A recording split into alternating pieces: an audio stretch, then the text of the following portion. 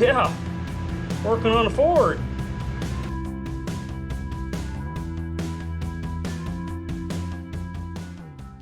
Howdy, and welcome to Broken Tool Garage. This week, I'm going to be going over how to do an ignition tune-up on a 2011 Ford Ranger with a 4.0 engine with the single overhead cam.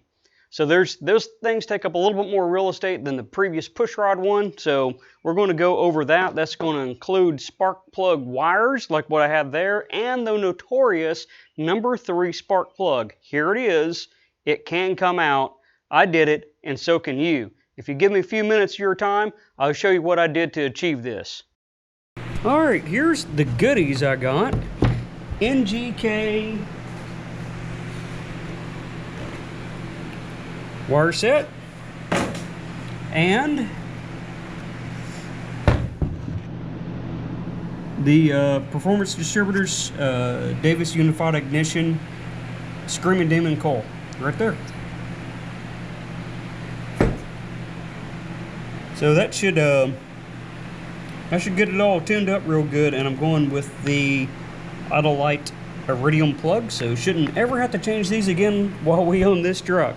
What I want to do is change the spark plugs, and I'm looking at getting this little cover here off first and see what we get, which are the little Christmas trees.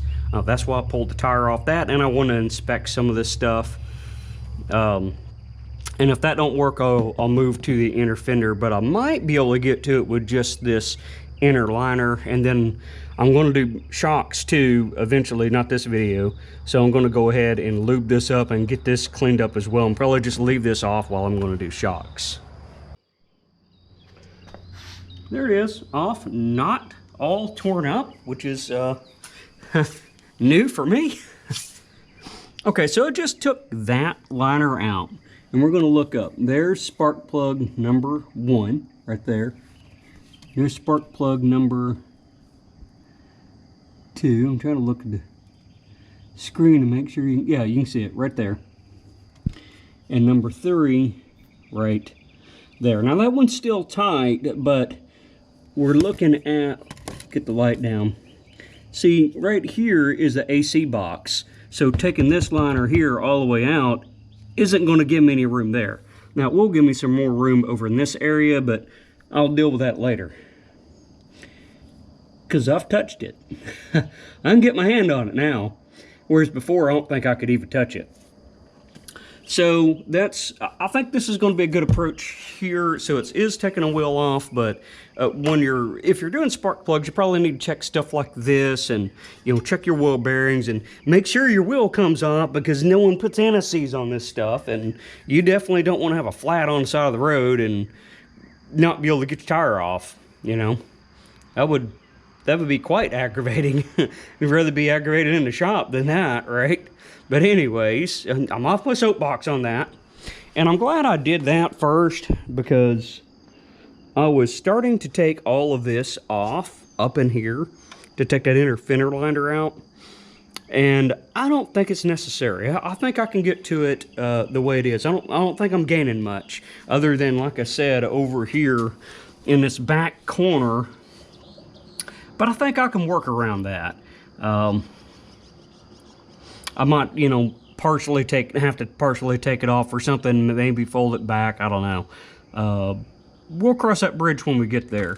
But that is, they are right there, so I think that's doable. So nothing to do but to go get her done. Okay, you can see the boot. The boot right there is off of the spark plug. And you see this tool here? This is the little Christmas tree door panel tool. Tried a couple things, and I was like, man, this thing gotta get right up in there and get around the boot. And I had my other hand in there, wedged in between this thing and the brake line, trying to cut my hand all up. And was pulling on it, and I lifted with this, and it come up pretty easy. Now, if you got one where they don't, I don't see any dielectric grease on that. If you got them seized on there, good luck. All right. Like I said, tackling the hardest one first. After this, it's all downhill.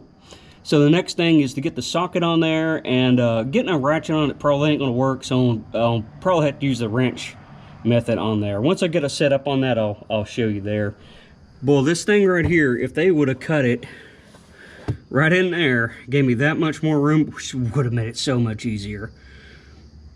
Not my truck, or else I'd be cutting that right now. That is, this little area right there is just right in the way. If I bend it like this, I don't get any more usable room, you know. But I think I got it now. Okay, that is not the wrench method because there is no room. The spark plug sits down inside the cylinder head. It's got those walls up there, so I can't get a wrench in there. So I did clock that just enough to get my breaker bar in there and break it loose. So I'm so thankful. I thank God that that thing was not completely seized up in there, because that would have been a nightmare. Okay, ratchet is back. You see the pain there. There's a bit more room coming back this way. I got a lot more room. So maybe I should have done that instead of coming up over the, over through here, right?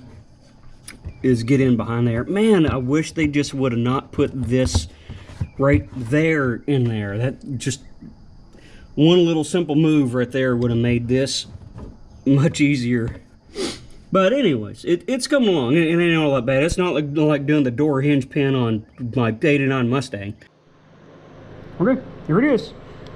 Notorious number 3 spark plug. It's out. Probably never been changed. So here's the replacement. I double checked it. Just make sure thread links are right. Everything looks correct on there. And I'm going to get some anti-seize on that. Just toss it in. We got these little clips here that can be a pain, especially that one, because to get in behind it, it's right back there. So I just kind of had to brute force that one. There's another one down back in there. And get it right in there. Oh, yeah, of course. Camera and light have to be in the same position, right? But it's right there. You see that? Yeah, see? But that one you can get to because where it unlocks is right at the face. All right, well, I'm going to get that changed out. These just lock down right there, so you can see where my number 3 comes over. I'm just going to go to the box, get this off, go to the box of wires, get my number 3, figure out which one fits it, and put it on there, and do my dielectric grease in the boot. Right in there. Just fill it up, that way it don't stick, and everything keeps water and all that good stuff out. And that's it. I got the one old wire out. That's at Notorious number 3 right there, and just going to go through and change about one by one. So I'm very happy to have that out of the way. That number 3 one done. Should go a lot easier now. 1/6 of the way done. Actually, probably more than that, because that one was a pain in the butt. I'm also going to change the coil pack, but I'm going to do the coil pack after I get all the wires and plugs done.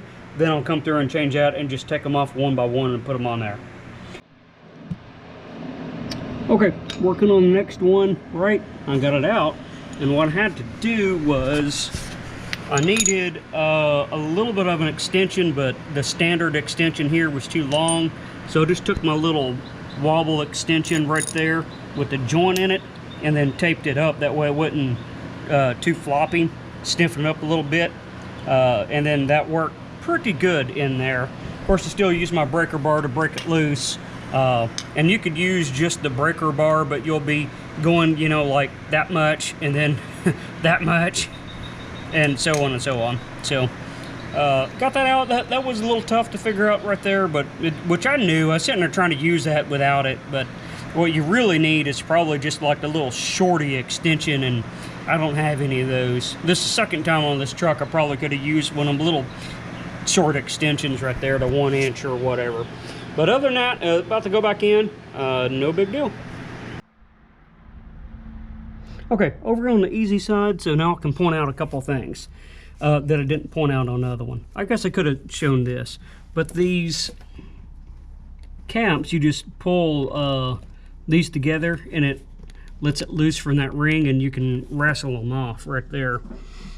These are the clips I was talking about right here that are a little bit hard to get out. I don't know the exact way you're supposed to do those, so let me give this a whirl